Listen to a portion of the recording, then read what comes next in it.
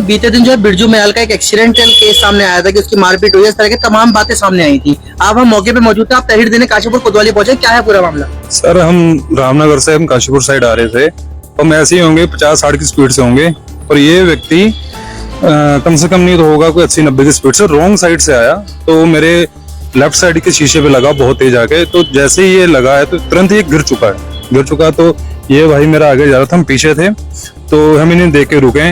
जैसे ही रुके तो ये धूल में सना हुआ था, तो हमने इसे उठाने की कोशिश करी है कि कहीं चोट वगैरह तो नहीं आई।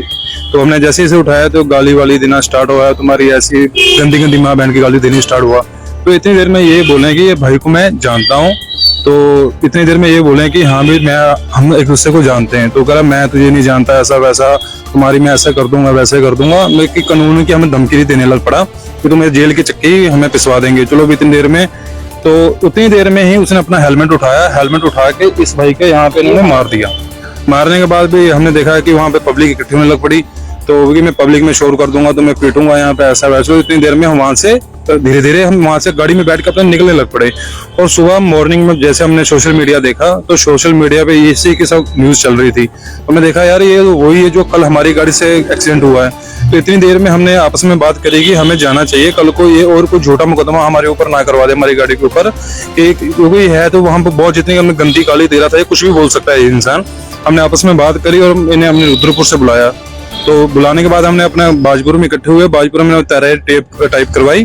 टाइप करवाने के बाद हम अपने काशीपुर कोतवाली में आए, तो कोतवाली में अपनी मुकदमा हमने दिया कि जो भी बात है ये हमारी। आप और बिरजू महल दोनों कौन कौन सी गाड़ियों में थे? वो स्कूटी से थे, तो मैं अपनी बलेनो से था, ये ब्रीजा से। वो स्कूटी से, वो रेड कलर की उनकी स्कूटी थी। तो आप अपनी कारों से थे, वो अपनी स्कूटी से? हाँ जी। उसके बाद क्या हुआ जब आपके और उनके आपस में कहानी सुनी हुई उसके बाद? तो हम तो बस यही थे कि हाँ भी देखे जाएंगे, चोट वगैरह तो नहीं लगी, पर वो बंदा तो उसने एक बार तो हमारे ऊपर धूल का भी अटैक करा, पर हम बच गए। पर जो हेलमेट का अटैक था वो उस भाई के लग चुका था हेलमेट, उससे हम बच नहीं पाए।